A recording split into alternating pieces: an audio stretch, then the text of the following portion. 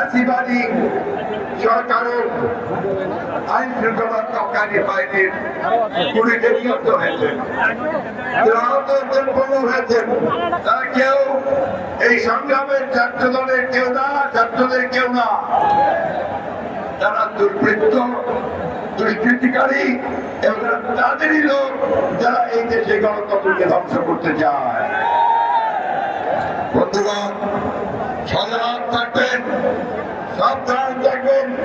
বারবার আমাদের বিজয়কে ছিনিয়ে নেওয়ার চেষ্টা হয়েছে, সেই বিজয় যেন কেউ ছিনিয়ে নিতে না পারে।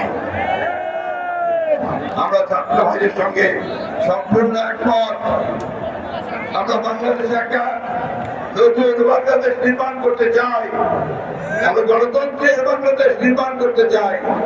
আমরা ন্যায় বিচারের, মানবাধিকার, সাম্য এবং কল্যাণমূলক রাষ্ট্র আমরা নির্মাণ করতে চাই।